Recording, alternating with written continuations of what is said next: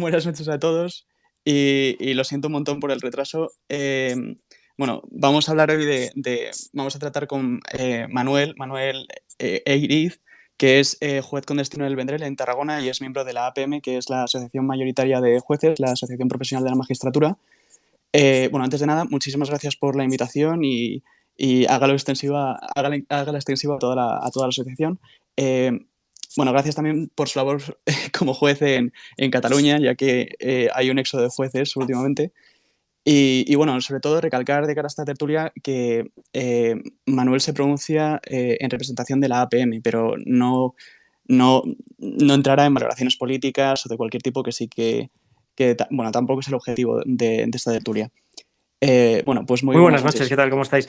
Ya digo, bueno, en primer lugar, ya que te has disculpado delante de los participantes, pues me disculpo yo, pero la verdad es que realmente no acababa de saber salir del problema, pero bueno, ya veo que era bien sencillo. Lo que pasa es que con los nervios no, de repente, No, no, No pasa nada, Manuel. tranquilo. Sin problema, Manuel.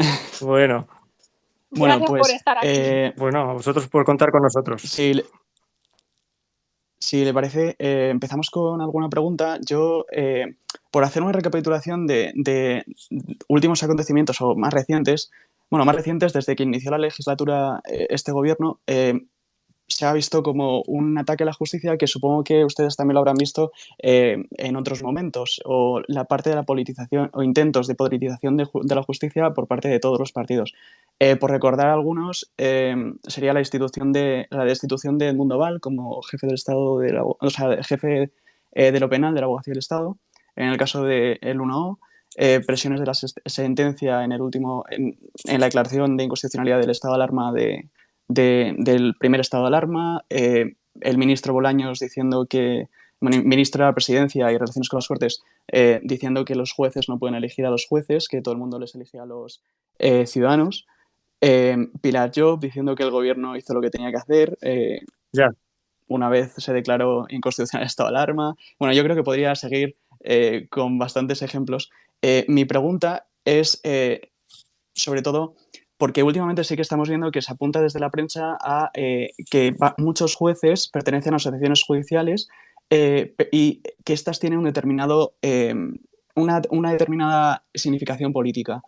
Me gustaría saber cómo percibe usted esto y, bueno, cómo perciben en la asociación, que es la mayoritaria. Recordad también que el 55% de los jueces está afiliado a una asociación, pero el resto no.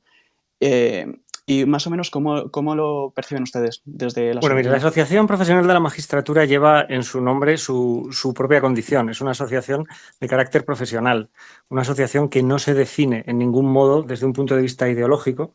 Desde luego, creo que no sería una opción en ningún caso que una asociación judicial se definiera desde el punto de vista ideológico, pero es que además nosotros tenemos muy a gala que representamos una visión institucional del ejercicio de la Administración de Justicia.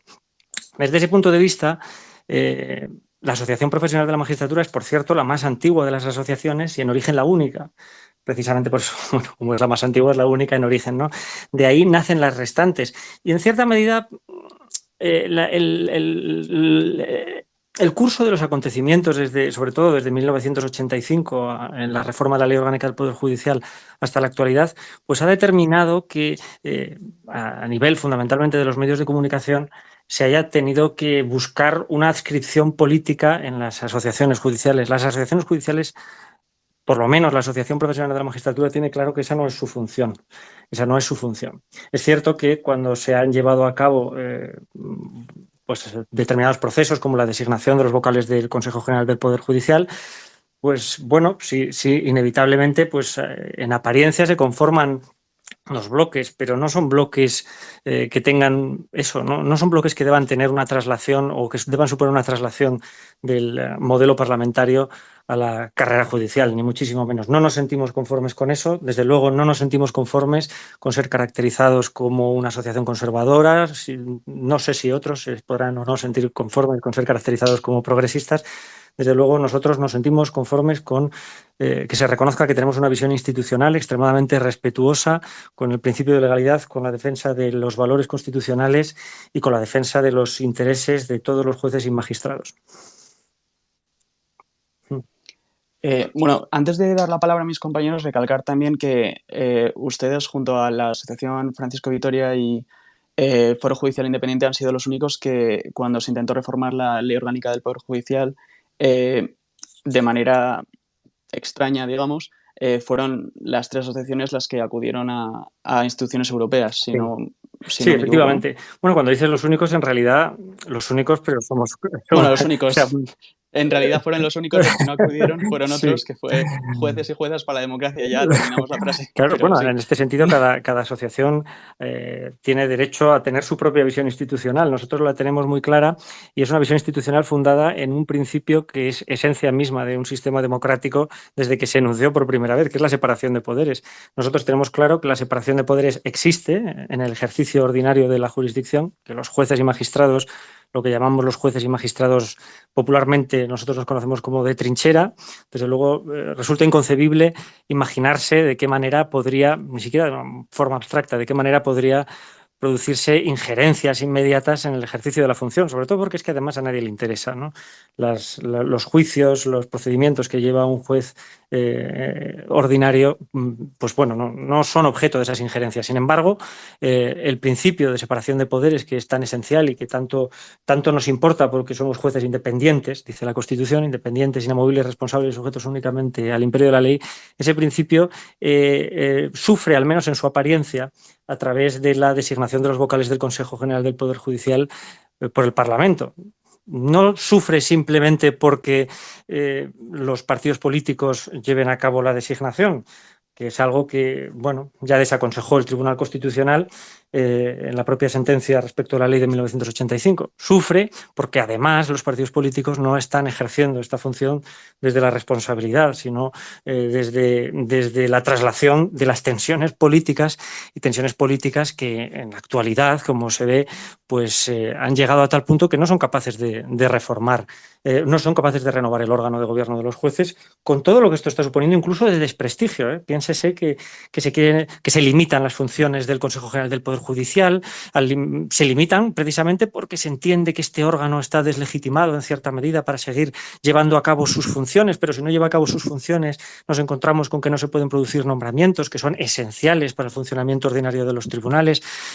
En definitiva, por lo tanto, nosotros, ¿por qué hemos ido a Europa? ¿Por qué nos movilizamos en torno a esto? Pues porque este sistema no le gusta a nadie, o a nadie le debe gustar. A unos no nos gusta porque hacemos una impugnación de la totalidad del sistema, porque creemos que hay una cierta inmoralidad en el mismo, y a otros está claro que no les gusta porque las consecuencias del sistema, en este caso la paralización del Consejo, de la renovación del Consejo, son nefastas. En definitiva, a unos y a otros no nos gusta. Lo que pasa es que nosotros, junto con los compañeros de la Asociación Francisco Vitoria, como bien han dicho, y de Foro, pues hemos tomado la iniciativa de cambiar aquello que creemos que es contrario a los intereses generales del sistema.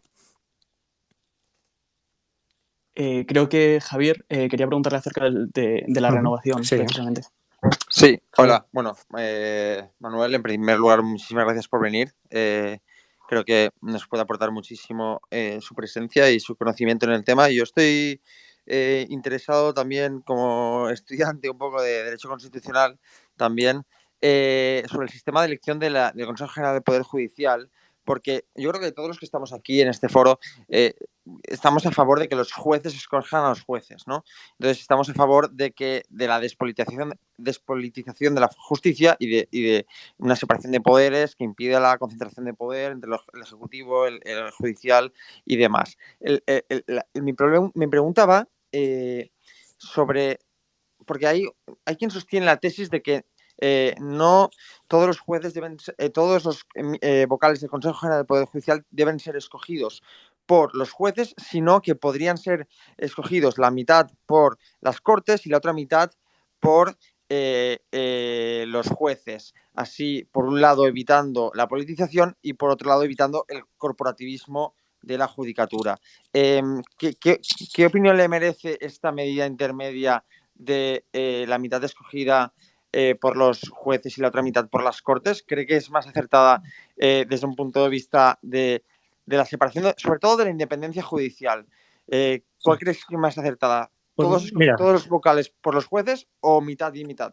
Mira, Javier, nosotros somos guardianes del ordenamiento jurídico, y es un ordenamiento jurídico constitucional, presidido por la norma normarum de nuestro ordenamiento, que es la Constitución. Y la Constitución define perfectamente la composición del Consejo General del Poder Judicial y además establece de manera taxativa el procedimiento, bueno, no taxativa porque bueno, se desarrolla legalmente, pero establece los pormenores básicos del procedimiento de designación de una parte de los vocales. Y me explico. La Constitución española dispone que el Consejo General del Poder Judicial está compuesto por 20 vocales.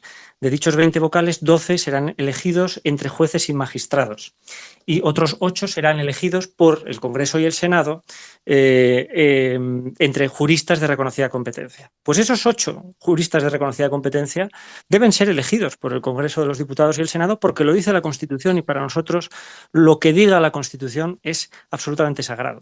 Y porque además tampoco nos parece irracional que en alguna medida, dado que se trata de un órgano constitucional, ese órgano constitucional esté participado por el órgano que representa la soberanía nacional, que son las Cortes Generales. Ahora bien, nosotros sí que creemos, y no solamente nosotros, por lo visto, que los 12 vocales de procedencia judicial deben ser designados por los jueces. ¿Y por qué lo creemos nosotros y no consideramos que seamos los únicos que lo creen? Pues porque, mira, la Constitución del 78 no dispuso expresamente la forma en la que se debían designar los vocales de procedencia judicial, pero sí dispuso la forma en la que se debían designar los vocales de procedencia no judicial, dejando abierta una ley la manera en la que se determinaría la forma de designación de los vocales judiciales. Bien, esa ley es del año 1980, cuando por primera vez se aprueba es en el año 1980, es decir, inmediatamente después de la aprobación de la Constitución por un legislativo que es sustancialmente el mismo o muy parecido y que de forma natural uno podría pensar que está inspirado precisamente por los principios que inspiraron el modelo constitucional. Y en ese primer modelo o en esa primera ley del año 1980 se dice por primera vez y de manera expresa que los 12 vocales sean elegidos por los jueces. Así pues, por lo tanto, yo creo que el constituyente, el poder constituyente, tenía este sistema en la cabeza. En 1985 se reforma la Ley Orgánica del Poder Judicial y en 1986 se dicta una sentencia del Tribunal Constitucional en la que se declara que como quiera que la Constitución no hace una disposición expresa en el sentido de establecer que los vocales de procedencia judicial sean elegidos por los jueces, no puede considerarse que el nuevo modelo es inconstitucional. Pero el Tribunal Constitucional nuevamente se pronuncia en torno a lo que constituye el espíritu del modelo constitucional y dice, esto es desaconsejable, porque a la postre puede pasar, oye, lo que ha pasado, ¿no? Que se trasladen las tensiones del Parlamento nada menos que al órgano de gobierno de los jueces. Y luego, más modernamente, nos encontramos con que las instituciones europeas también nos lo están planteando. De tal manera que nosotros defendemos un modelo que es racional, de participación mixta entre las Cortes Generales y la carrera judicial, no un modelo corporativo. Nosotros no nos creemos que somos un colegio profesional, no. Nosotros tenemos claro que representamos a una institución, pero entendemos que en nuestra institución no estamos sometidos a mandato imperativo, estamos sujetos a un principio esencial que es la independencia en el ejercicio de nuestras funciones y creemos que si todos los vocales son elegidos por el Parlamento, desde luego la apariencia de independencia queda absolutamente desvirtuada ante los ciudadanos y eso creemos que es intolerable, creemos que es malo para el sistema y, por cierto, a la postre se ha puesto de manifiesto que el sistema es poco práctico, es ineficiente, porque si nosotros designáramos a los vocales del Consejo, os garantizo que hace 2 años y 9 meses que el Consejo estaba renovado. Eso no hay duda, porque nosotros designamos a otros órganos, nuestros representantes en las salas de gobierno de los Tribunales Superiores de Justicia y designamos a los jueces decanos. Así pues, por lo tanto, ya os garantizo que si nosotros lo hiciéramos, además, estaría bien hecho. Muchas gracias, Manuel. Creo que ha quedado bastante clara la respuesta y por la claridad. Sí, solamente una cosa. Entonces también rechazan la posibilidad de que se sorteen, ¿no? Como propone algún grupo parlamentario. Nosotros creemos que la designación... Nosotros llevamos proponiendo el mismo sistema 36 años. La designación debe hacerse entre jueces y magistrados, un colegio electoral compuesto por la totalidad de la carrera judicial, porque además la carrera judicial, contrariamente a lo que desde bueno, no la voy a caracterizar, pero desde la mala fe se está tratando de trasladar, la carrera judicial es en mi opinión, uno de los cuerpos que mejor transportan la realidad plural de la sociedad española. Yo, cuando estuve en la escuela judicial, es un lugar muy variopinto, con personalidades muy diversas, todo personalidades fuertes, personalidades de individuos que consideran que su vocación es suficientemente importante como para dedicarse a esto, pero en definitiva es muy diversa.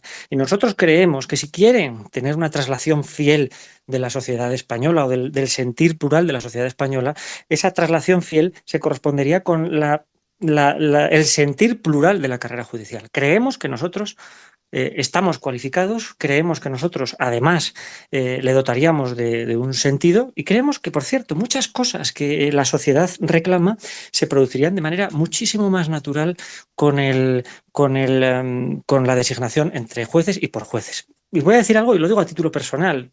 Por ejemplo, pienso en la mujer en la carrera judicial. No hace mucho, el pacto de gobierno entre el Partido Socialista y Podemos proponía un cambio en el modelo de acceso a la carrera judicial, entre otras cosas para garantizar la igualdad de acceso por razón de sexo. Y eso está muy bien, porque todos creemos en la igualdad en el acceso por razón de sexo a cualquier puesto público, siempre desde el respeto a los principios de mérito y capacidad. El problema es que en la actualidad hay un 55% de mujeres y un 45% de hombres, y en las últimas promociones hay un 70% de mujeres y un 30% de hombres. Es decir, esa igualdad de acceso está absolutamente garantizada. Y como ya está garantizada, lo que nosotros haríamos con muchísima naturalidad. Bueno, yo pienso, pues ahora mismo la decana de Barcelona es una profesional extraordinaria, una mujer. Solamente se presentaron candidatas mujeres. En Madrid tenemos una candidata. De manera muy natural, se va haciendo una traslación perfecta de esa realidad plural de la carrera al margen de tentativas políticas partidistas e iniciativas con un contenido filosófico muy extraño. Bueno, no sé si me he explicado bien. ¿Perdón? Sí, ¿me oís? ¿Me escucháis? Sí, sí, te oímos. Ah, Sí, sí, perdón. sí, sí. Perfectamente. ¿Qué ha pasado algo aquí? Eh, Se oye un ruido raro. Sí, adelante, José Luis. Buenas noches. ¿Habéis acudido a Europa con respecto a la peligrosa cuestión de la reforma que propone el gobierno y que politizará todavía más la justicia? Y Europa ha advertido ya al gobierno acerca de dicha reforma. Mi pregunta es, ¿tiene la Unión Europea herramientas, incluso herramientas coercitivas, para impedir al gobierno que acometa esa reforma o solo puede advertir? Bueno, supongo que se refiere a la reforma por virtud de la cual pretendía que la designación de los vocales no solamente la hiciera el Parlamento, sino que además no la hiciera con una proporción de 3/5, sino con una proporción de una mayoría simple. Me imagino que se refiere a eso, Exacto. ¿verdad? Sí, Bien. sí. Bueno, es que además eso es curioso, porque no deja de ser la eliminación de lo que en definitiva el Tribunal Constitucional en su famosa sentencia de 1986 consideraba la principal garantía de que en la designación parlamentaria se salvaguardara el pluralismo en la carrera judicial. Los 3/5 necesarios obligarían a los partidos a llegar a algún tipo de entente. Desde luego, yo creo que desde el mismo momento en el que se trasladó a la opinión pública la intención del partido de gobierno, de los partidos de gobierno, de modificar esto, en la opinión pública generó interés y en una gran parte de la opinión pública generó rechazo, y en Europa inmediatamente generó un rechazo tal que yo creo que eso ya en la actualidad es inviable. ¿Tiene Europa elementos coercitivos? Bueno, España es un Estado soberano y el Parlamento es el representante de la soberanía nacional, mientras que cuente con las mayorías necesarias. Ahora bien, ¿está dispuesta la nación española, está dispuesta la democracia española a llevar a cabo un atentado tan evidente contra la única garantía que quedaba ya de la apariencia de independencia en la renovación del Consejo General del Poder Judicial? Yo creo que contra viento y marea no se podía hacer, y esa es la garantía que ha supuesto la intervención de Europa. Muchas gracias. 25. Sí, buenas noches, Manuel. Muchas gracias por aceptar nuestra invitación. Yo tenía una pregunta relacionada, decimos, estos tiempos que se estaban hablando de repartir los jueces y todo esto, siempre había pensado en esta parte donde hay esta parte del consejo que de jueces decididos por el gobierno, ¿no? O por un acuerdo entre gobierno y oposición. Lo que yo había pensado era que, o sea, veo un cierto esfuerzo en querer poner sus propios jueces, pero yo creo que independientemente de esto, hay un fallo en la comunicación de los jueces a la hora de enfatizar la parte de independencia. Es decir, ¿usted cree que se está haciendo poco en este caso? ¿Se puede hacer más? O si no hace falta porque realmente yo creo que la cosa más importante es siempre sotorear que la independencia de los jueces, de cualquier lado provengan. Entonces me preocupa un poco el hecho que esto no se esté comunicando lo suficientemente bien. No sé usted qué opina. Pues bien, en primer lugar, hablando de repartos de jueces, en realidad estamos hablando de la designación de los vocales del Consejo, porque los jueces, el 90% de los puestos de la carrera judicial se designan o se deciden por escalafón. Hay un puro concurso de escalafón y por lo tanto no hay manera de colocar al juez que te interesa en el lugar que te interesa. Pero más allá de eso, si usted me pregunta si creo que hay un fallo comunicativo de la Administración de Justicia hacia el exterior, pues yo le daré mi opinión a título personal. Y mi opinión a título personal es que la justicia está haciendo dejación de su deber de transmitir a la sociedad la función que desarrolla. Efectivamente. ¿Cómo se debería llevar a cabo esa transmisión del mensaje? Es difícil de determinar. Anteriores consejos habían contado con un portavoz. Ahora bien, las funciones del portavoz pues no acaban de quedar claras, ¿no? En definitiva, no acaba de quedar clara cuál es la función del portavoz. Nosotros hemos debatido mucho acerca de la posibilidad de la creación de la figura del juez, de una figura de un juez que transmita de manera más o menos sencilla a la opinión pública pues cuestiones de interés que afectan a la realidad judicial y a la realidad social, porque nuestras resoluciones, nuestras decisiones, algunas de ellas, aunque solamente sea desde el plano del interés mediático, afectan a la sociedad. Yo creo que desde luego sí. Pero cómo se haga esto es difícil de concretar, porque los jueces no podemos sustraernos de nuestro deber institucional, de nuestro deber de respeto escrupuloso a la apariencia de independencia y a la apariencia de ser precisamente eso, representantes de un ente institucional grande, permanente en cuanto que va a permanecer cuando cada uno de nosotros nos hayamos marchado y cuyo prestigio no debe ser puesto en ningún modo en entredicho por la forma en la que nosotros nos presentemos ante la opinión pública. No sé si me he explicado bien. Sí, sí, Creo, correcto, Sí. perfectamente. creo que es Era justo complicado, este pero eso es. Sí, yo creo que debemos mejorarlo. No sé cuál es la forma. Creo que no es fácil alcanzar una entente entre todos los jueces acerca de la manera en la que algo o alguien debería transmitir nuestro sentir. No sé si el sentir es siempre uniforme, pero desde luego sí creo que hay alguien que debería, porque además, y esto también lo voy a decir a título personal si queremos, aunque, bueno, podría compartirlo mucha gente, nosotros podemos entender que no tenemos que no es tan fácil dar una opinión o que no es tan fácil transmitir una forma de ver los acontecimientos que tienen una trascendencia judicial, pero desde luego lo que sí que es evidente es que hay sectores de la política, sectores fundamentalmente en determinados que Sí, tienden a se atacar entiende, yo creo. a los jueces, sí, Sectores. que tienden a atacar, que tienen un interés, porque además el desprestigio institucional de la justicia es la base del desprestigio institucional de todo el Estado. Pero bueno, bien, no quiero entrar tampoco mucho en eso porque no es justo que acabe transmitiendo una opinión personal que tiene una trascendencia más política casi si alguien la malinterpretara y no es en modo alguno mi intención. Creo que los jueces debemos poder ser criticados, pero creo que con lealtad institucional. y sobre todo teniendo la Sobre esto posibilidad que de poder replicar, porque como hemos Claro, hablado, naturalmente. ¿sabes? claro. Esto. Gracias, ¿eh? Uh-huh. Sobre esto que estaba contando y lo que ha dicho ahora mismo 25, creo que es una percepción general que La independencia del Ministerio Fiscal, porque es que está en su esencia no tenerla. Pero como digo, no es una cuestión pacífica, es una cuestión, es un debate muy vivo y en el que incluso importantísimos juristas, jueces, están a favor de la transmisión porque consideran que podría facilitar o que podría favorecer una optimización de los recursos, de los medios, que podría, Es un debate complejo. Yo personalmente creo que a día de hoy el sistema del Ministerio Fiscal español no está articulado de tal forma que se les pueda trasladar sin más la instrucción, cosa que, como digo, además a corto plazo no va a suceder. Cersei. Hola, primero de todo, bueno, agradecer que nos acompañes hoy aquí.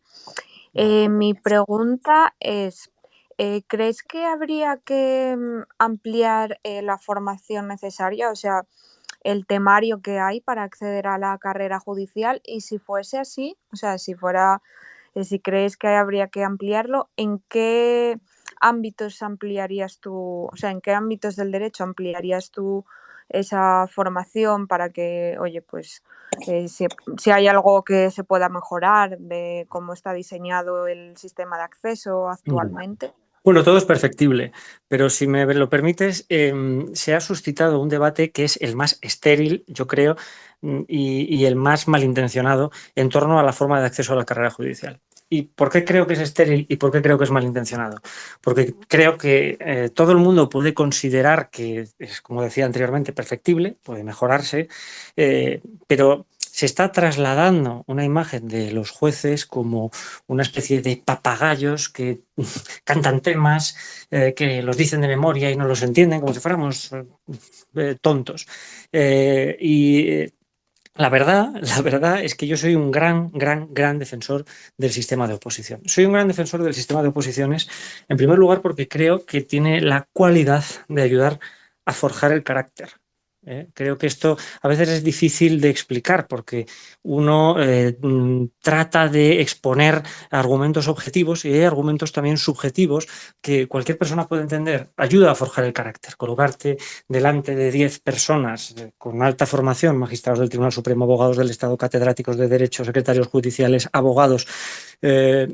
Creo que y cantar tus temas durante 70 minutos supone una prueba tan fuerte, una prueba de tanta categoría que te ayuda a ser, si eres capaz de superarla y si eres capaz de salir con bien de esto, te ayuda después a entender la gravedad de tu función, te ayuda después a entender cuando estás solo en una mesa delante de una resolución que en definitiva al que le toca es a ti y que por más que te cueste lo vas a tener que hacer tú y si no lo haces ahora lo vas a tener que hacer dentro de 5 minutos y si no mañana porque esto es tuyo y de nadie más que tuyo y la decisión es tuya. Te ayuda a entender que de repente estás trabajando poniendo sentencias hasta las 12 de la noche y no pasa nada porque en definitiva has estado opositando y sabes lo duro que es. O sea, yo soy un gran defensor. Entonces, si me dices, ¿crees que se pueden incorporar nuevos temas? La oposición tiene 300 y pico temas, es completísima. Es una oposición compuesta de 2 exámenes orales y un examen tipo test. Y los 2 exámenes orales creo que tienen un contenido completísimo. Creo que no necesita nada más. Si quieres, y en esto estaremos de acuerdo, pues yo creo que un importante sector de la carrera judicial, sería conveniente definir mejor la segunda fase, que es una fase de 2 años, 1 año en la escuela judicial y otro año como juez en prácticas. En esa fase, quizás se podría objetivar, quizás se podría mejorar la forma en la que quienes hemos adquirido un conocimiento teórico vastísimo, aprendiéramos a ejecutarlo en la práctica.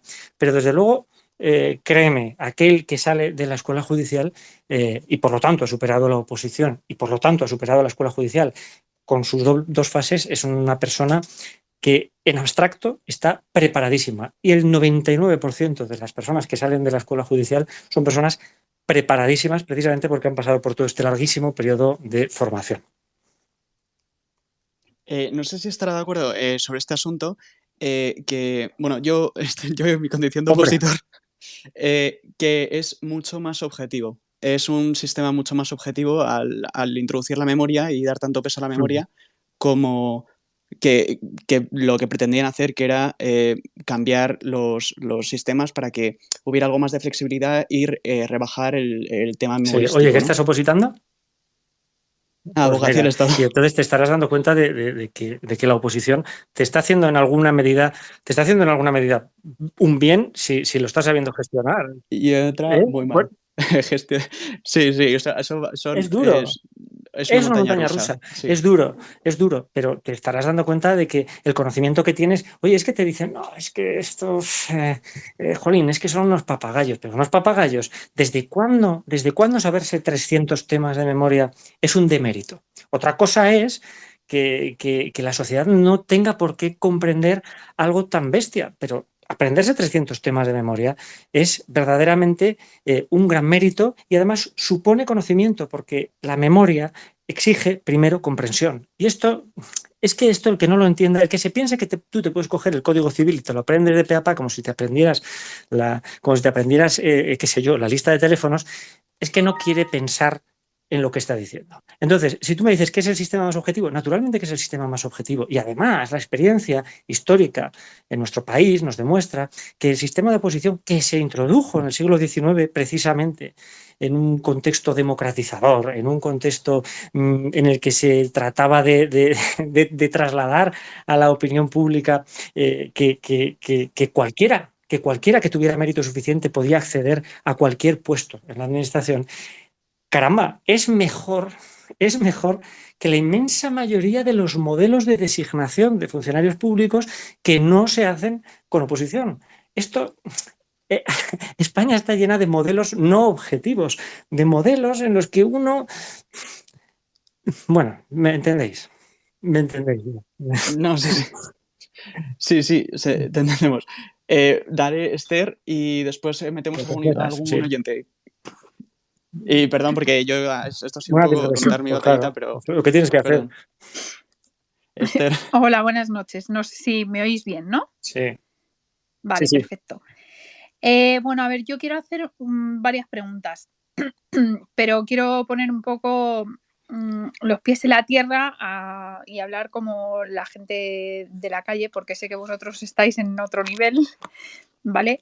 Pero bueno, la cuestión es que la realidad es que aunque de facto existe diferencia entre los poderes, entre los diferentes poderes que tenemos, la realidad es que la opinión de la gente no es esa.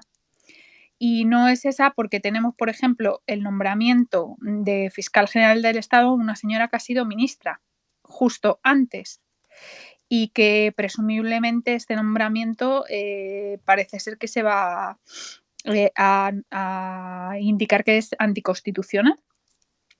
Por otro lado, tenemos un ministro que ha sido juez, que es el indigno Marlaska, que es capaz de manipular información del que es conocedor para atacar a su rival político.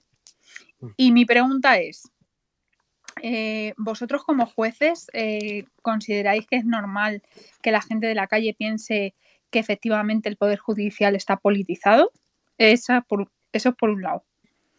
Bueno, a ver, depende de lo que entiendas por normalidad. Desde luego, yo, bueno, en primer lugar me vas a permitir, porque yo siempre pienso que es mi obligación decir lo que voy a decir, aunque por favor no me malinterpretes, no te estoy corrigiendo, creo que tienes todo el derecho del mundo a decirlo y yo creo que estoy en la obligación de decir que no comparto la expresión de indigno para Marlaska porque si me lo permites, pero me parece perfecto que tú lo digas, pero... Sí, como hemos dicho, no iba a entrar, o sea, usted no iba a entrar en temas de verdad, políticos, estos son valoraciones eso es, personales pero de nuestras. verdad respeto absolutamente esto, porque además es que yo creo, y es precisamente a lo que voy, que la carrera judicial es una institución pública, una institución formada por servidores públicos y que estamos sujetos a la crítica. A la crítica que es deseable que sea una crítica razonada, una crítica argumentada, pero estamos sujetos a la crítica. Incluso las sentencias, pues hoy están sujetas en cierta medida a la crítica. Deben ser respetadas, pero están sujetas a la crítica. Entonces, bueno, yo entiendo, por lo tanto, desde ese punto de vista, que una sociedad mal informada pueda pensar que la carrera judicial pueda estar politizada. Ahora bien, entonces a esa sociedad mal informada yo me propongo informarla mejor y recordarle que de los tres poderes del Estado, el único que se conforma subjetivamente, el único cuyos miembros son elegidos por los principios de mérito y capacidad y al margen de absolutamente cualquier iniciativa personal, política o partidista, es el Poder Judicial. Que los jueces somos 5.000 personas, casi más de la mitad mujeres, que hemos accedido aquí por vocación y en el que verdaderamente no hay forma humana de colar a un juez para que desempeñe esta función por intereses puramente políticos, al margen de algunos sistemas que podrían ser cuestionables. Entonces, yo creo que es normal que una sociedad que ve que el Consejo General del Poder Judicial es elegido por el Parlamento y que además es elegido a través de un procedimiento desvirtuado en el que los partidos políticos no tienen absolutamente ningún empacho en mostrar sus vergüenzas, yo entiendo, considero razonable que una sociedad que no tiene por qué estar, como digo, suficientemente informada de lo que constituye el día a día de la judicatura, porque el día a día de la judicatura es el Vendrell, el día a día de la judicatura es Hospitalet de Llobregat, es León, el día a día de la judicatura no es el Consejo General del Poder Judicial, pero yo entiendo que una sociedad que está lógicamente desconectada, y cuanto más desconectada esté de los tribunales casi mejor, yo entiendo que esa sociedad pueda pensar que estamos politizados. Ahora bien, como he dicho antes, como reitero, no hay ni un ápice de politización en el ejercicio de la potestad jurisdiccional en este país. Y cualquiera que piense un poco en ello se dará cuenta de que esta es no solamente una manifestación voluntarista y deseable, sino la única lógica. O sea, no tiene sentido pensar que el juez que resuelve juicios de faltas, el juez que resuelve sobre un desahucio 1000, el juez que pone 800 autos de procedimientos monitorios, el juez que se pronuncia sobre un accidente de tráfico, sobre cualquier otra forma de responsabilidad extracontractual, el juez que resuelve sobre tu contrato, el juez que resuelve sobre todas esas cosas pudiera estar politizado, porque eso no solamente no tendría sentido, sino que además tampoco revestiría ningún beneficio ni siquiera para ningún partido político, a los que lógicamente la actividad de los tribunales de base no les suponen digamos, un plato apetitoso. Muchas gracias. Entiendo su postura y obviamente hay que agradecer el trabajo, como usted ha dicho, de más de 5.000 jueces que todos los días están dirimiendo casos complejos y que nada tienen que ver con la política. Yo en este caso hablaba de algo bastante concreto, que es el nombramiento como fiscal general de una señora que ha sido ministra antes de este nombramiento y del pronunciamiento, las actitudes y las acciones de un ministro que previamente actuaba como juez y que son absolutamente reprochables. Sí, pero si me permíteme. Sí. O sea, entiendo que... Sí, bueno, yo entiendo que no se puede pronunciar porque Grande Marlaska ya no es juez, entonces no está en el ejercicio de su cargo y tampoco creo que pudiera hablar de un compañero, si no me equivoco. Mira, si queréis, os digo, a ver, en primer lugar he iniciado una digresión, he empezado mi discurso y se me ha olvidado algunos matices de lo que has dicho. Mira, la carrera judicial, el fiscal general del Estado no está integrado en la carrera judicial, está integrado en la carrera fiscal. Si a mí me preguntas qué opino de que una persona pase de ser ministro de Justicia a ser fiscal general del Estado, te digo que probablemente opino lo que todo el mundo. No es algo que suene bien, es algo que tiene muy mala pinta, es algo que no te puede gustar, que incluso aunque la persona concreta que desempeñe esa función la desempeñara con la máxima objetividad y respeto escrupuloso al principio de legalidad, lo cierto es que no creo que merezca la pena el sacrificio que para la apariencia de la Administración de Justicia, aunque repito, no forma parte de la Administración de Justicia, el sacrificio que supone colocar a una persona marcada por su actividad política para el desempeño de una función tan elevada en todos los aspectos como es la de fiscal general del Estado. Eso, vamos, lo tengo clarísimo. ¿Y sobre el reingreso en la carrera judicial de los ministros de Justicia, como ha ocurrido con el ministro Campos? Bueno, no está previsto un modelo alternativo. Si no me equivoco, a mediados de los años 90 sí que se estableció, se introdujo, sí, pero la verdad es que esto es mucho antes de que yo entrara en la carrera judicial. Si no me equivoco, hubo un periodo de tiempo en el que se introdujo una especie de interregno entre que abandonas el cargo político y puedes incorporarte o reincorporarte a la carrera judicial. Bueno, puedo entender perfectamente que la sociedad, nuevamente hablo de la sociedad porque yo me dirijo a la sociedad, ¿no? Puedo entender que la sociedad no lo comprenda, puedo entender que la sociedad no lo comparta. Desde luego sería indeseable que el ministro Campos o cualquier otro que diera ese salto, de pronto se encontrara en sus manos con cuestiones que pudieran afectar a su independencia, o que pudieran afectar más bien a su imparcialidad. Como regla general, es deseable pensar que quedará apartado de procedimientos que pudieran tener una connotación política específica, o incluso que pudieran tener una connotación relacionada con algo que hubiera hecho él mismo como ministro de Justicia. Pero la ley prevé en la actualidad que se pueda producir la reincorporación. En definitiva, supongo que lo relaciona con un derecho laboral, un derecho que tiene, desde el punto de vista del administrativo, el juez a reincorporarse a su puesto de trabajo, porque lo que eres es juez, a volver a realizar tu actividad profesional retribuida. Y bueno, pues desde luego sí, es un gran debate.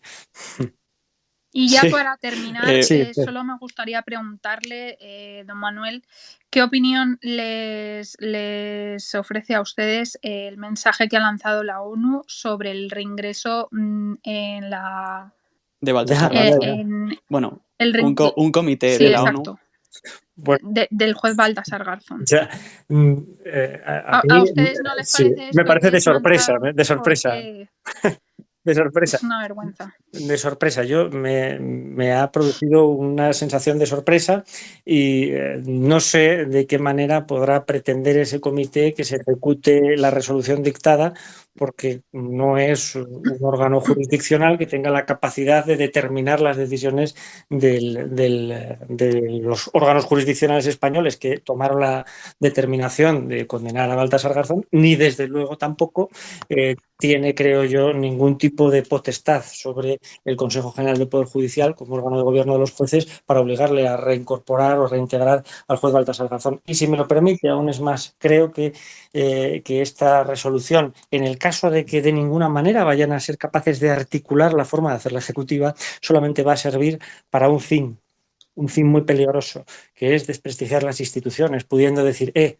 un órgano importante, un órgano respetable, un órgano respetado como es la ONU, ha dicho que ustedes han cometido una injusticia y a pesar de haberla cometido, ustedes no la subsanan. Pero la verdad es que creo que ese órgano no es el que debía tomar esta determinación y creo que por esta razón esta decisión no va a ir a ningún No, pero lado. yo creo, eso es, sí, ha sido el eco que ha tenido a través de la prensa, más que nada. José Luis, quería preguntar. Mi pregunta va un poco por la forma de acceso a la carrera judicial que me ha quedado colgando. Parece que hay una voluntad por parte de ciertas posiciones políticas para controlar la elección de los jueces desde su base. Decía el director del diario.es, Nacho Escolar, en un programa de la SER lo siguiente: el acceso a la carrera judicial es una oposición tremendamente cara. Al final solo llega a un entorno social cultural donde la izquierda es pequeñísima. ¿Qué opinas de las declaraciones de Escolar?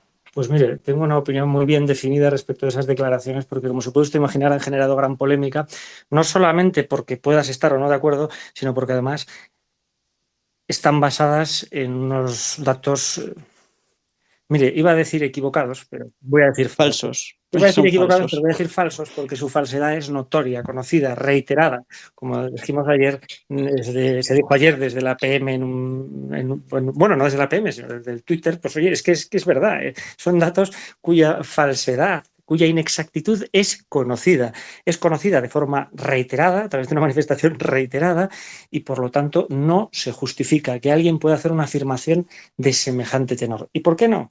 Porque, mire, no solamente dice que la oposición de jueces es para ricos, oye, y perdóname, no dice nada de la de abogados del Estado, pero supongo que pensará lo mismo. No solamente dice que la oposición de jueces es para ricos, también dice otras tres falsedades. También dice, señala, y no creo que yo deba señalar a un periodista, pero dice varias cosas que creo que deben ser rebatidas. Señala que los jueces únicamente designamos a un órgano y que al designar a ese órgano lo llenamos de jueces ultraconservadores y de una determinada organización religiosa. Y bueno, parte de la base de que solamente tenemos la oportunidad de designar a un órgano, y no, lo cierto es que ya lo he dicho anteriormente, también designamos a los vocales del Consejo General, perdón, eso ha sido un desideratum, designamos también a los miembros de las salas de gobierno de los tribunales superiores de justicia y designamos también a los decanos. Y opino que en la designación de esto ponemos de manifiesto además la responsabilidad con la que los jueces nos comportamos, porque designamos a esta gente a través de un procedimiento reglado y que se desarrolla en tiempo. Hay que designar a los vocales de las salas de gobierno, un día se termina el mandato de unos, al día siguiente se convocan elecciones, el día X se celebran las elecciones, se publican los resultados y se toma posesión. Y esto pone de manifiesto que se puede hacer, que lo que precisamente está sucediendo con el Consejo es una anomalía. Además, también señala, como ha dicho usted, que es una oposición de personas que provienen de un origen privilegiado, que provenimos de un origen privilegiado.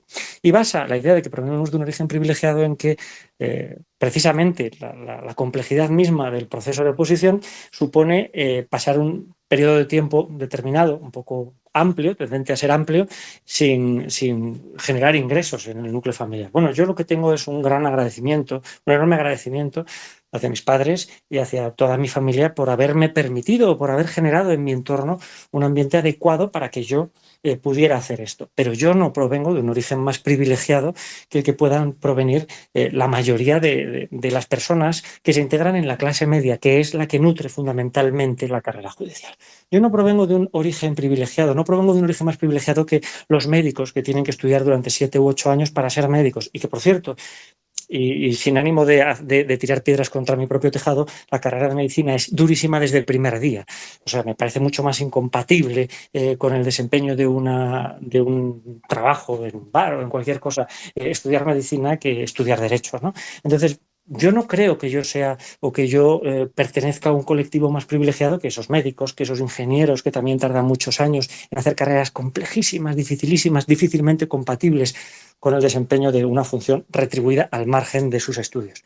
Así pues, eso es terrible. Eso se dice con la finalidad de transmitir o de trasladar la idea de que la carrera judicial es una carrera compuesta por personas privilegiadas y que las personas privilegiadas no votan a la izquierda. Es decir, que a pesar de que la izquierda tiene en nuestro país, bueno, ahora mismo no sé cuántos millones de votos, debemos entender que esos millones de votos en ningún caso pertenecen a las clases medias de nuestro país, sino exclusivamente a clases no privilegiadas, lo cual es una falsedad y además un insulto a los votantes de los partidos de izquierda, un insulto que traslada a mucha gente con esta idea. Y luego además también se señala, bueno, también, perdón, ya está. Bueno, además, permíteme que diga otra cosa. Es que hay una encuesta por ahí, una encuesta que emitió una red de universidades, se llamaba Xarxa Vives, la emitió en el año 2019. En el año 2019 esa encuesta ofreció resultados estadísticos respecto de diversas cuestiones. Una de ellas es la del origen la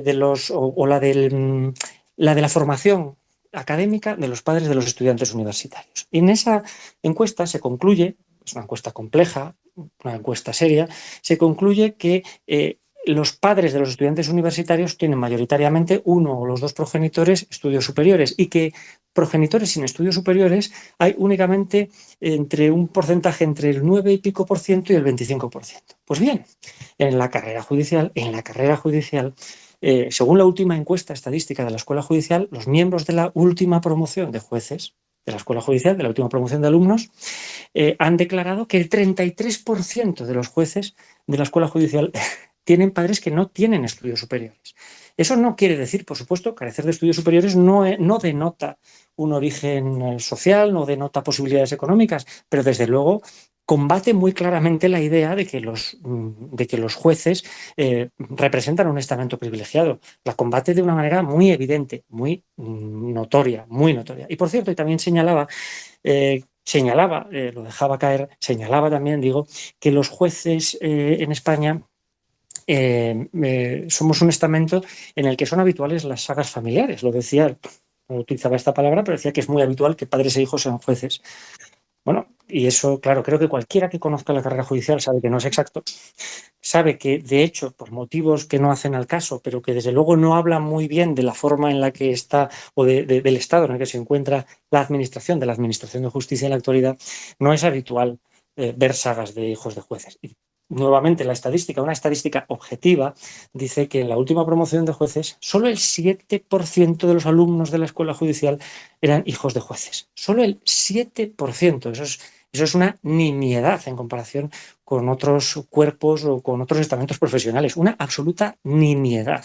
Entonces, ¿qué opino yo de esas declaraciones? Pues opino que esas declaraciones hacen un flaco favor a nuestras instituciones, a la institución de la Administración de Justicia y a la necesidad de dotar de prestigio a la Administración de Justicia. Cuando nos queramos desprestigiar, que sea por nuestros actos, pero que no sea porque se nos atribuyan vicios que son indemostrables y que generan un cierto pozo en la sociedad. Generan un cierto pozo en la sociedad.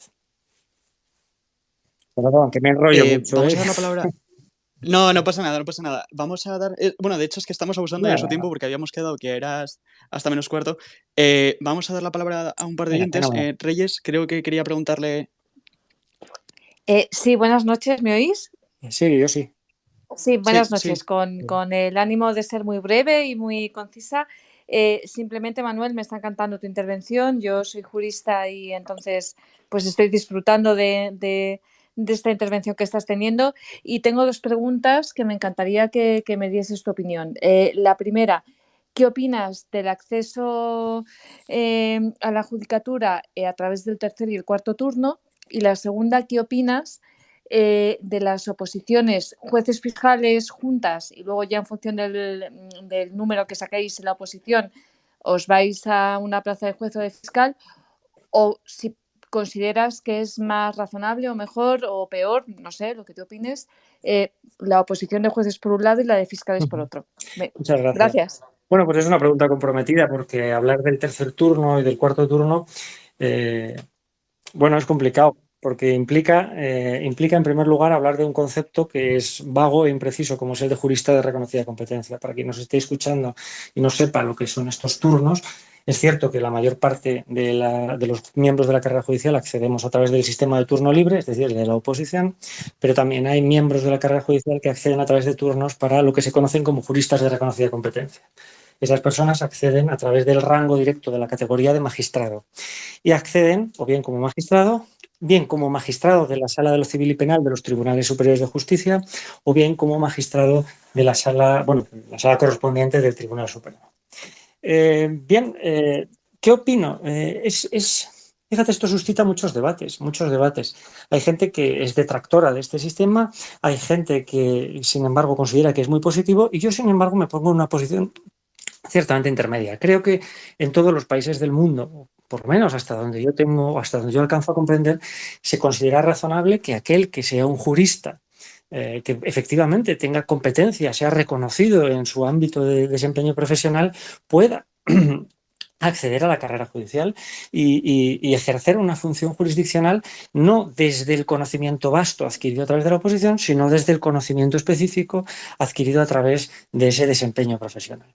A mí en sí mismo eso no me parece mal. El problema que se plantea fundamentalmente en cuanto al turno de juristas de reconocida competencia normal, es la determinación de lo que se considere jurista de reconocida competencia. Debo decir que se ha objetivado bastante en los últimos tiempos y que se ha tendido al establecimiento de parámetros y baremos muy concretos para el acceso de estos miembros de pleno derecho de la carrera judicial.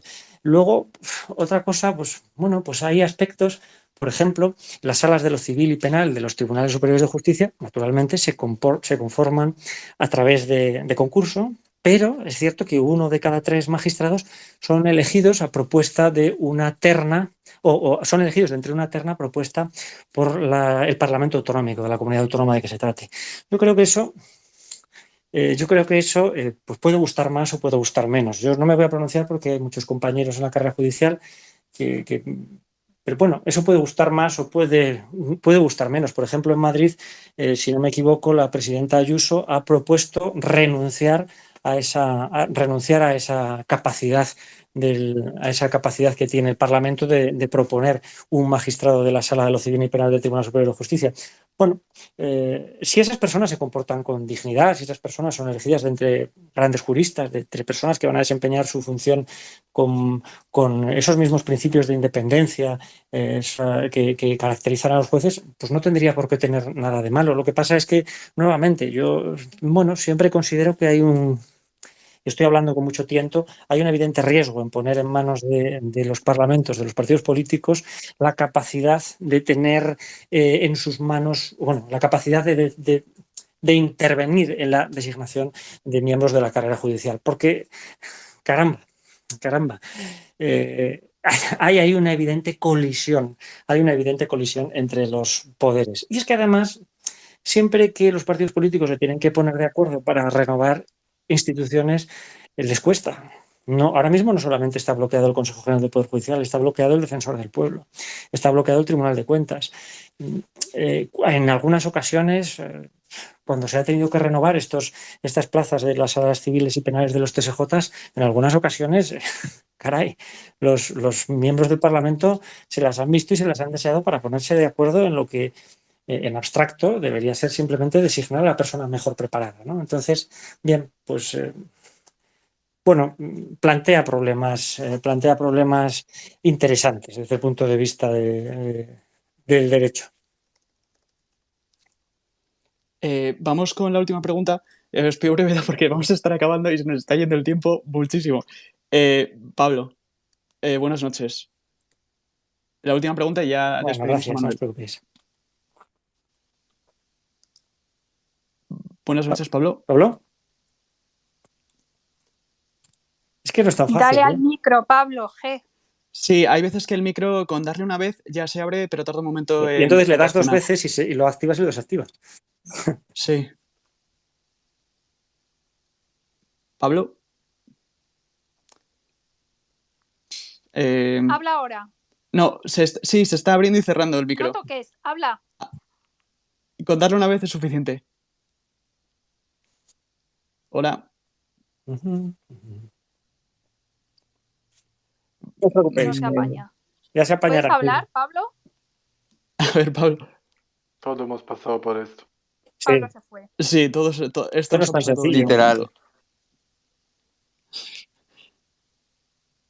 Hola, buenas noches. Pablo. Me lo estoy imaginando como estaba yo hace una hora. Si alguien puede trasladar la pregunta de Pablo, no sé quién. Si no, pues es que tenemos que despedir a Manuel. Oye, si queréis, no os preocupéis. Una pregunta. Pablo, ¿habla? No, es porque intenta hablar. Que ahora tienes activado el micro. Sí, ahora está activado.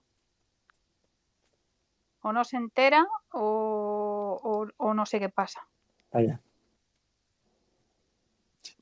Bueno, pues mientras tanto, vamos a enlazar con el último tema que vamos a tratar esta noche, que sería los delitos de odio.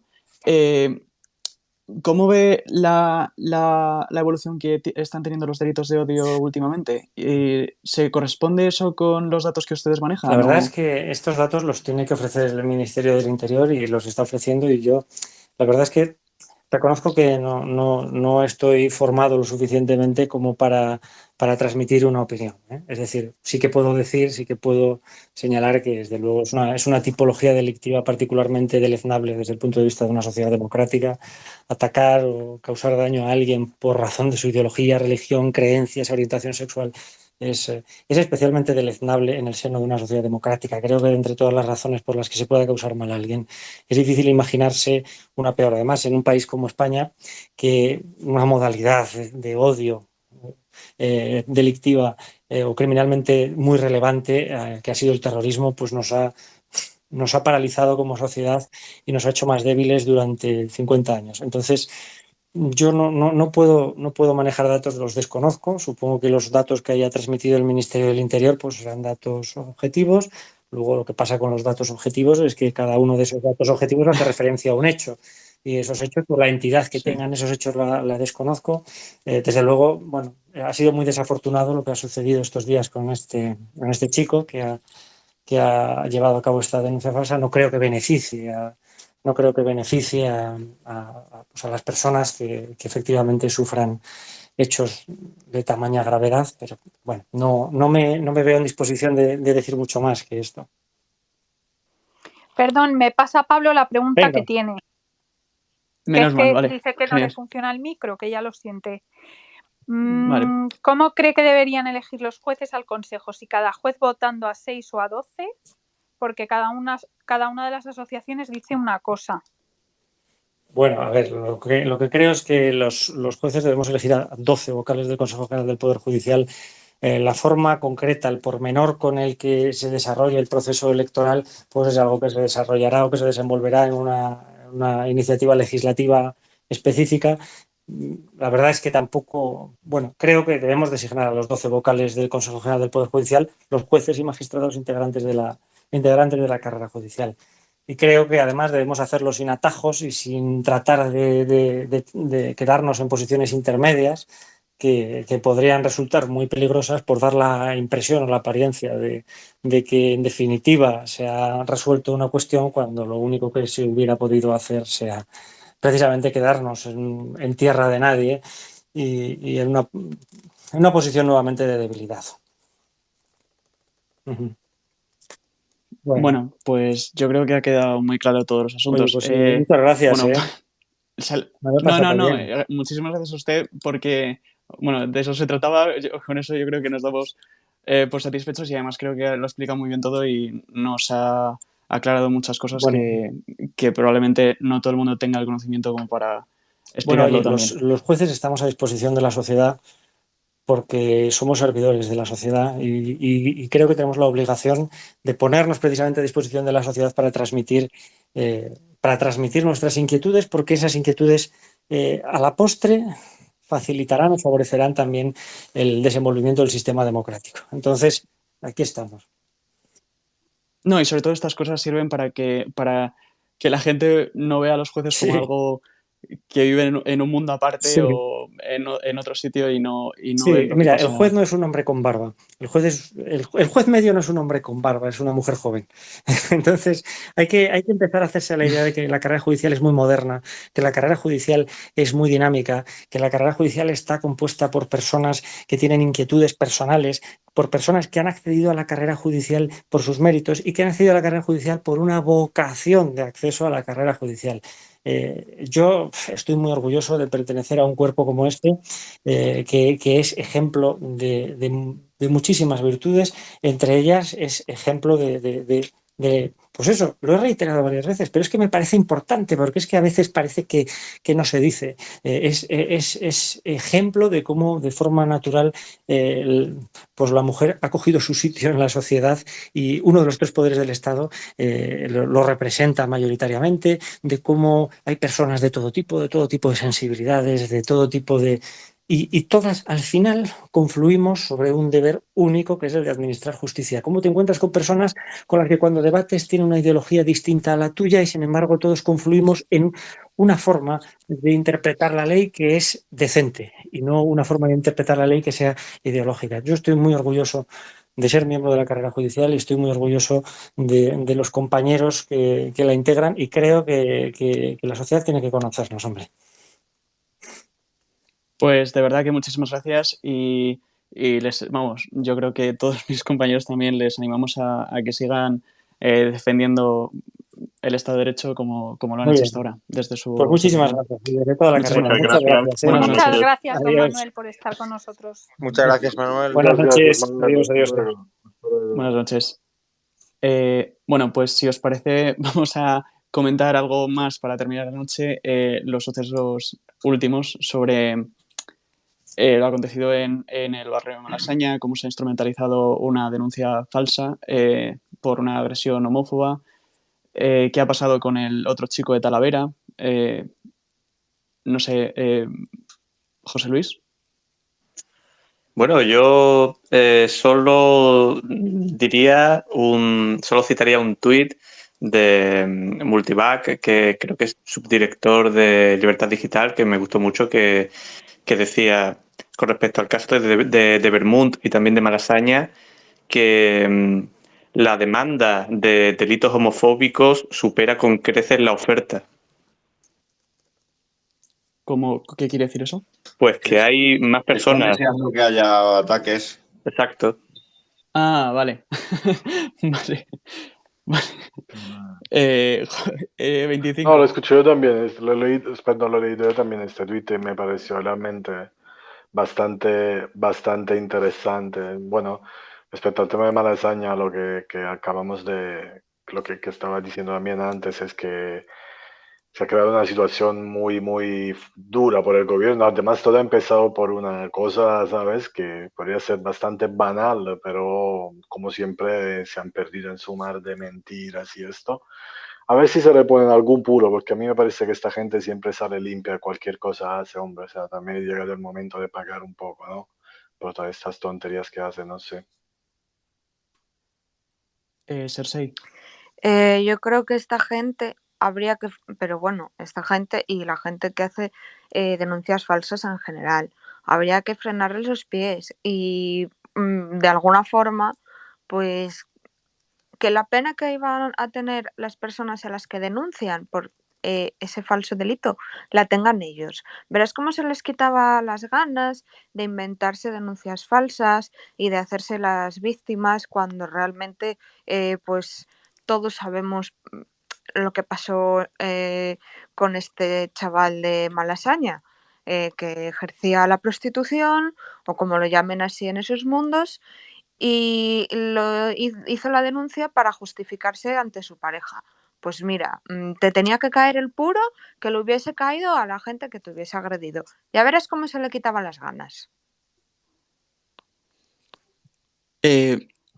Sí, bueno, yo sobre esto sí que es verdad que, o sea, vamos, yo pretendo, vamos, espero que sobre él caiga todo el peso de la ley por un delito de simulación de delito, si es que un juez considera que lo ha cometido, pero sí que es verdad que me da, a lo largo del día sí que he sentido cierta pena hacia este chaval porque sé que está mal lo que ha hecho, pero no creo que él tuviera la intención de que todo se magnificara de tal manera y me parece que al final ha sido un juguete por parte de tanto de la prensa como de los partidos de izquierdas que han utilizado este tema y que al final creo que ahora lo puede estar pasando muy mal por algo que a lo mejor o sea, al final le estaba ocultando una infidelidad a su novio y sí que es verdad que se ha visto, o sea, los medios vieron que de esto podían sacar mucho y eso, y se ha podido sacar.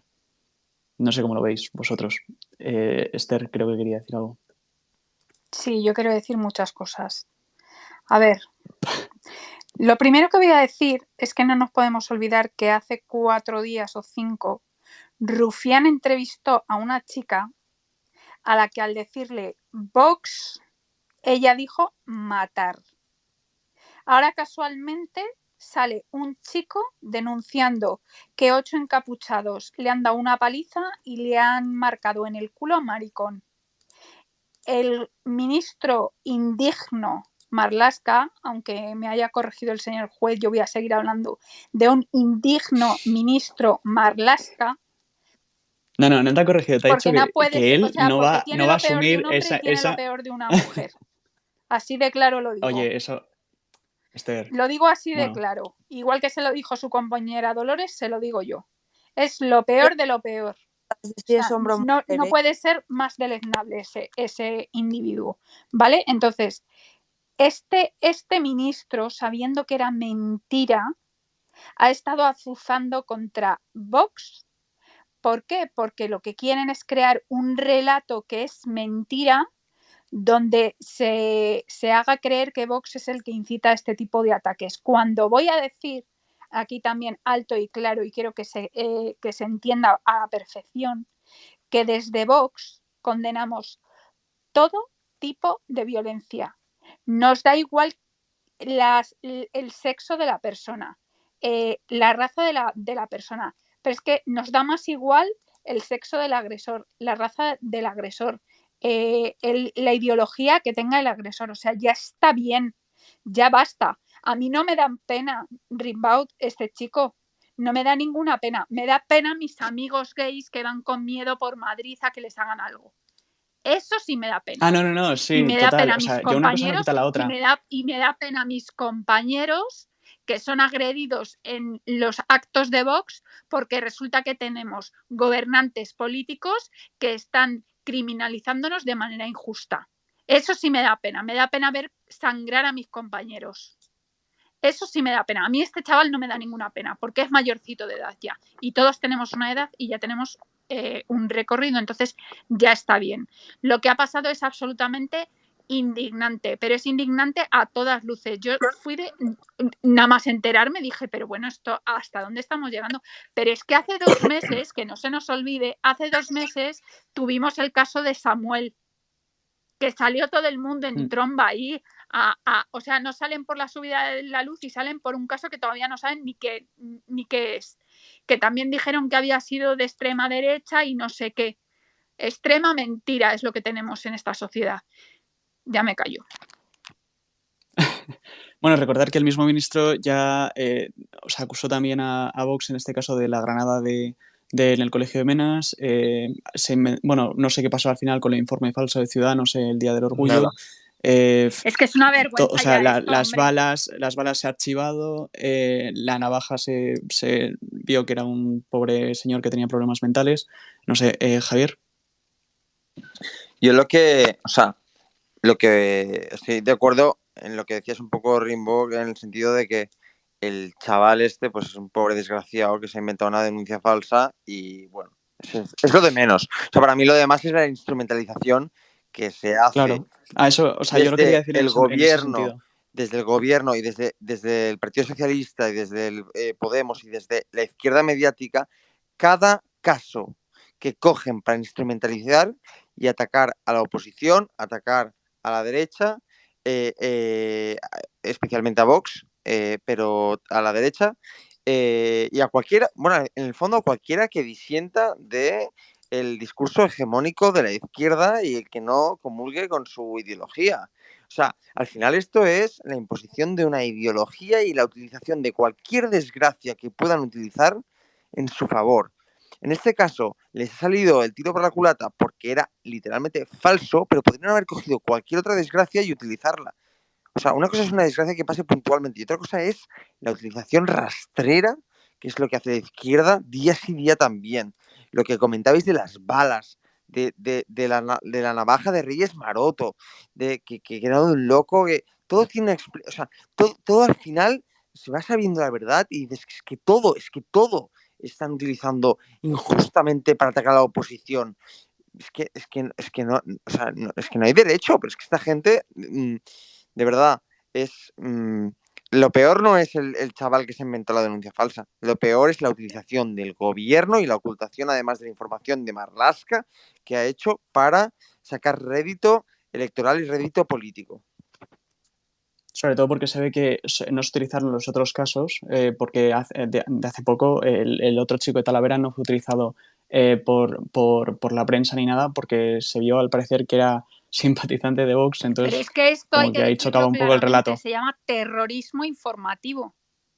Terrorismo informativo. No banalices el término terrorismo. Eso es manipulación. No, es igual que lo de banalizarlo, Pablo. Es No banalizarlo. es banalizarlo. Vale, el terrorismo no solo es violencia, el terrorismo tiene más acepciones en la RAE, si te fijas. Terrorismo es la utilización del terror y la creación de un discurso que es falso para crear opinión pública. Entonces ya está bien, vamos a ponerle el nombre a las cosas como son. Vale, antes de ir con Cersei, si os parece vamos a escuchar a Farc, a escuchar a algún oyente y dentro de poco vamos a ir medio cortando, intentaremos meter a algún oyente más porque se está haciendo un poco tarde. Hola, Farc, ¿qué tal? O Victoria, no sé cómo llamarte. Farc. Farc, Oye, vale, pues hola, buenas noches. Cuéntanos. Bueno, me he quedado con las ganas de hablar con el juez porque... Pues, bueno, no pasa nada, pero era un poco porque he visto que ha dado muchas vueltas sobre lo del Consejo del Poder Judicial y bueno, si llevan 3 años bloqueados todos estos, ellos, ¿qué hacen para desbloquear todo esto? Porque yo veo que sí, que es una carrera fantástica, que trabajan muy bien, pero veo que están haciendo poco para que eso se desbloquee. Creo que están muy acomodados. Y luego Es veo que que salvo No presión son ellos no poder pueden hacer legislativo, nada. no pueden hacer nada. bueno, no pueden hacer No, nada, al final la iniciativa no es tampoco lo suya. podrían hacer los independentistas, tampoco lo podían hacer los etarras, nadie puede hacer nada hasta que se Ya, hace. pero estás hablando de Es que los hacer... jueces no se van a poner a delinquir como Claro. los No, ejemplos, no es los delinquir, ejemplos que has es dado. simplemente Bueno, a provocar que eso se cambie, porque es que estamos viendo gente no, en lo el único que podrían Parlamento hacer, que están juzgados por agresiones. En el caso de Podemos hay 2 o 3 personas, incluso Íñigo Rejón, y que una persona de estas esté todavía sentado en un Parlamento, ya ni juzgado ni no juzgado. Fue una agresión que se vio en televisión, o sea, no es nada, no sé, entonces entiendo que deberían actuar de oficio, ¿no? O esta gente puede estar en el Parlamento insultando al resto de los españoles habiendo hecho una agresión y ahora se creen con la legitimidad de hablar de agresiones a otras personas. Es que no entiendo este país. No bueno, lo entiendo. Errejón creo recordar que está llamado a declarar. Que alguien me Sí, corrija, pero pero es que creo ese recordar hombre, que está siendo llamado a declarar, ya tendría que estar en un parlamento. Es que hay Están países en siendo Europa que por copiar en un llamados a examen están en declarar. la calle o por saltarse Ya. un semáforo tienen que dejar de ser políticos porque se han saltado las leyes.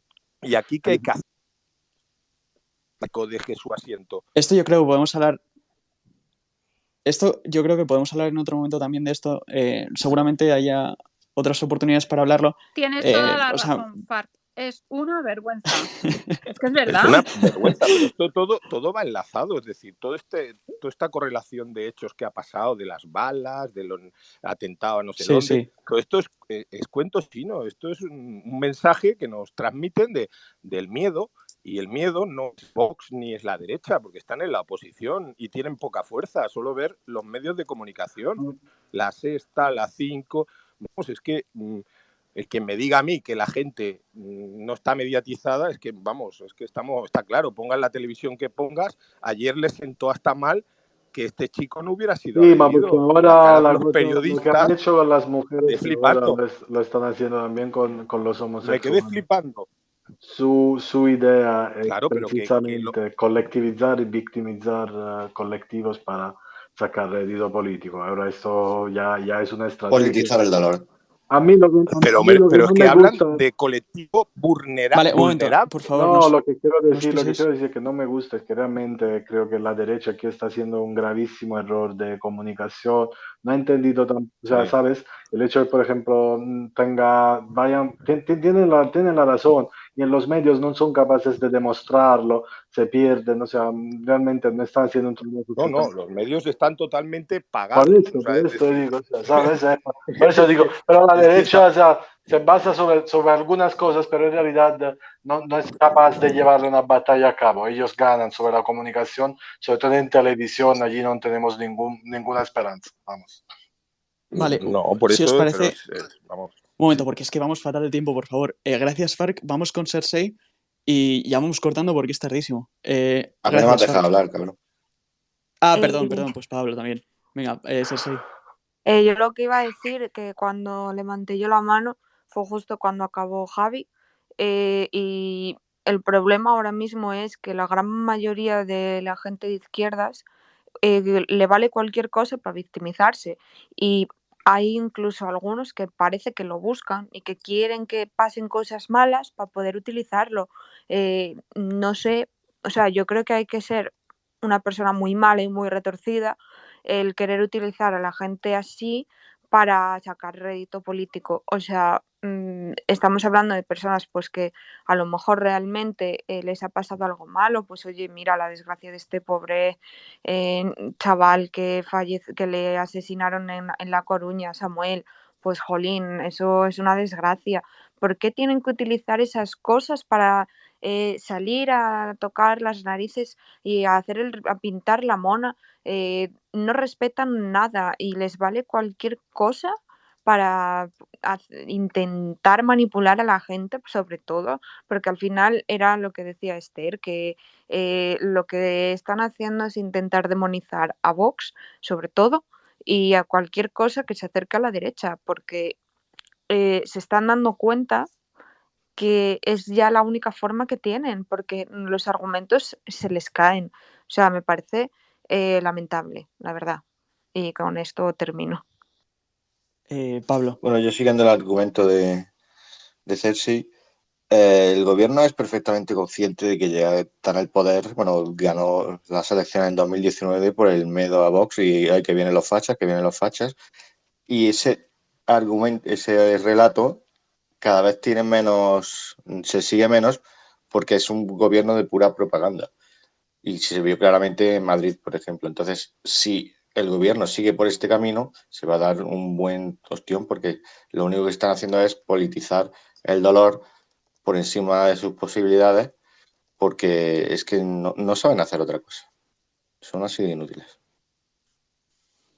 Yo personalmente creo que lo que están haciendo es crear un estado de psicosis, creo que lo he comentado hoy en Twitter, de psicosis colectiva, y ellos, pues al final decir nosotros somos la alternativa a esa psicosis, porque en verdad solamente tienen tres cosas, que es el tema del fascismo, Franco, etcétera, el tema de LGTBI y todas sus variantes, y El después feminismo. Bueno, el feminismo. Es que al final son tres miedos que se instalan en la sociedad, ellos intentan inocularlo y al final, cada vez que pasa algo que no saben gestionar, porque es que, claro, no hay temas de paro, es que Pedro Sánchez ha convocado una comisión para los delitos de odio mucho antes que una comisión para tratar el tema de la luz, por ejemplo. Entonces, todos estos temas que ellos no saben manejar, cuando se ven acorralados de alguna manera, pues agitan alguno de esos miedos y salen como pueden. Esther creo que quería decir algo y yo creo que vamos cortando. Sí, sobre el tema de los delitos de odio que estamos comentando, quiero dar un par de datos publicados por el Ministerio de Interior, ¿vale? Que es que hoy me ha entrado la risa floja cuando he visto un vídeo en el que Marta Nebot le estaba negando los datos que estaba dando Iván Espinosa de los Monteros en directo. O sea, es que ya es que no les funciona ni los datos. Es que ni los datos les acompañan en toda bueno, no es que no lo negara, es que directamente no dejaba de decirlo. Sí, es que ha sido vergonzoso. Iván Espinosa Bueno, pues fue os digo, interrumpido constantemente y encima la otra se hacía la ofendida de que no puede responderle. ¿Cómo? Bueno, se supone que tú lo traes aquí para entrevistarlo, no para no dejarle hablar. sí, Es que exacto. era patético.